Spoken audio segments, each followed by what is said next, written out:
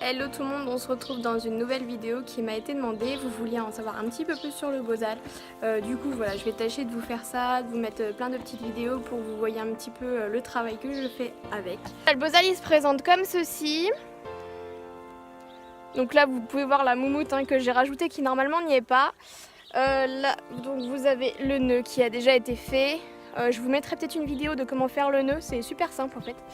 Je pensais que c'était compliqué mais en fait c'est simple.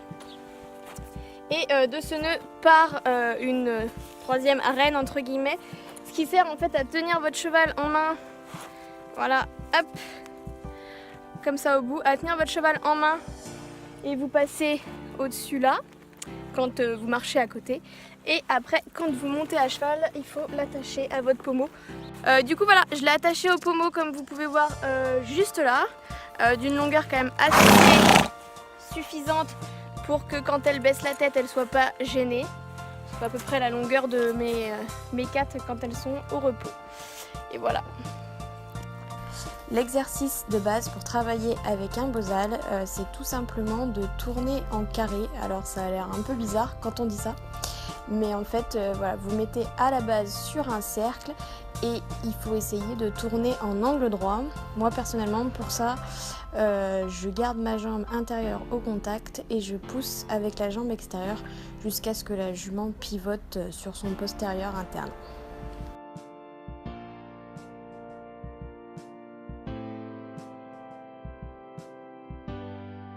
Comme ça, voilà.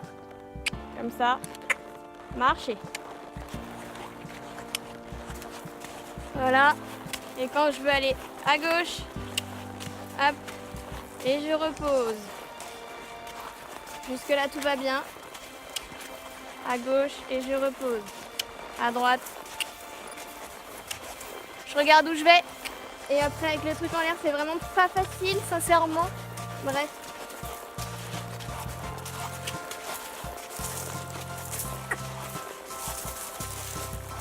Voilà, puis on fait pareil au pas, au trot et au galop.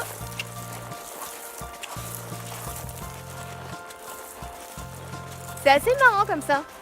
Oh. Donc comme vous pouvez le voir sur la vidéo, là j'ai fait travailler mon père avec le Bozal. Bon, il a tendance à un petit peu trop ramener ses mains vers lui, on fait tout ça au début. Mais voilà, il faut vraiment penser à beaucoup plus les avancer et de gérer principalement avec ses jambes.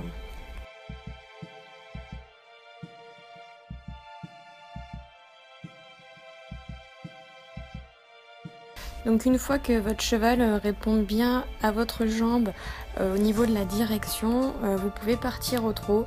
Et donc si il lève la tête, on prend un peu de contact sur les mécates en faisant un pont, on lève parce que ça a un effet de levier. Et quand le cheval a baissé la nuque, on repose. Et ça, on peut faire ça plusieurs fois, on prend et on relâche.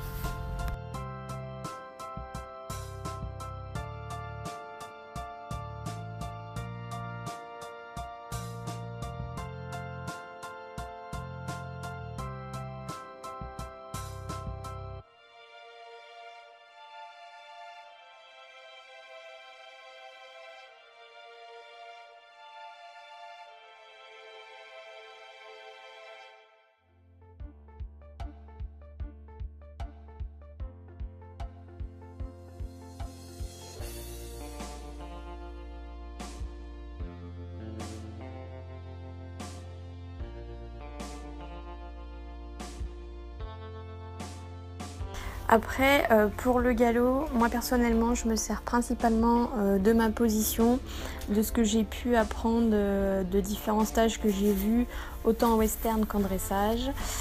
Donc voilà, j'essaye de pas trop toucher au Bozal au galop, mais plus de me redresser moi. Et du coup, comme ça, je redresse la jument et je la fais céder en même temps.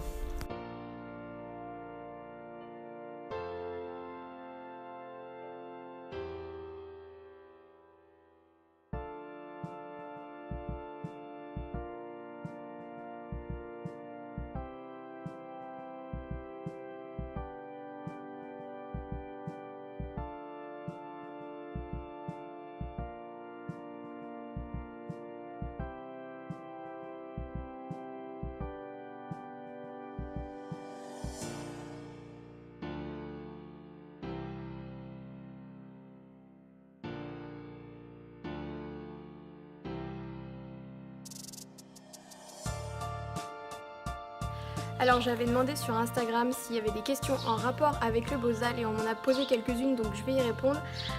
Tout d'abord c'était quelle différence avec un licol éthologique.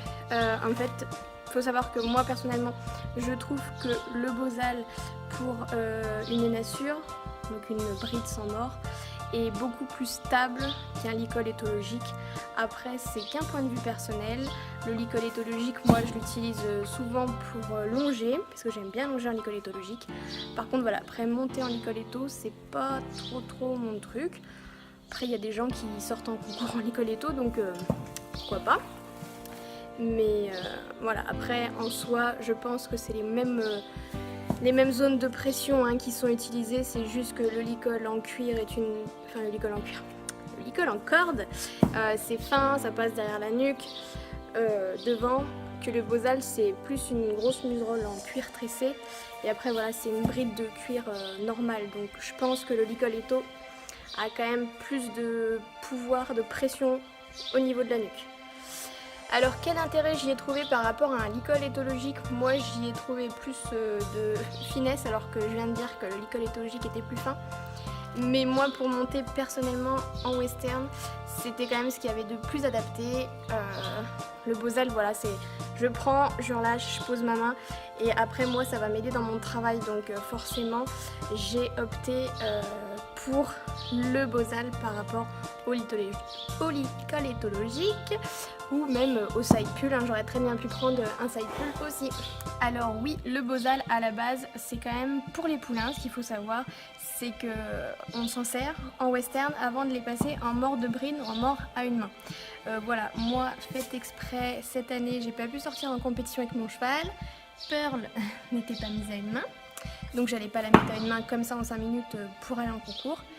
J'ai vu que le Bosal était autorisé, donc du coup j'ai tenté le Bosal parce que je me suis dit que sans mort je pouvais principalement la diriger avec les jambes si je la travaillais bien.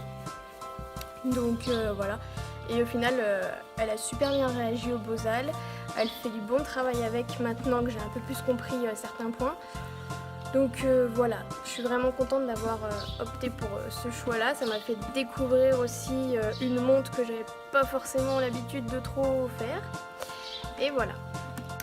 Voilà, c'est la fin de la vidéo. J'espère qu'elle vous aura plu et que maintenant vous en savez un petit peu plus sur le Bosal et surtout sur la façon dont je l'utilise avec la jument. N'hésitez pas à liker la vidéo, laisser un petit commentaire et encore mieux vous abonner à la chaîne.